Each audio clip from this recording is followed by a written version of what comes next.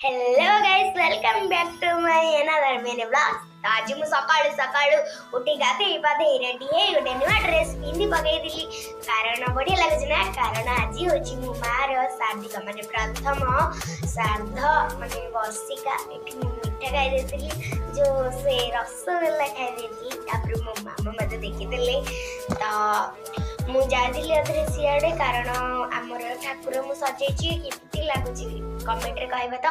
कारण जेतेबेले ए बजरंग भाईजान बनेची सुंदर तो लागुथिबो। तो देखंतु एठी हमर पिंड किछि पिंड चलची मो बाबा एवं बसिशंती। तो देखंतु एठी हमर पन्नी परिबा कटाकटी चलची। वीडियोटी भल लागिले लाइक कमेंट शेयर सब्सक्राइब कर देबे। पिठा एवं भात डाली बसची।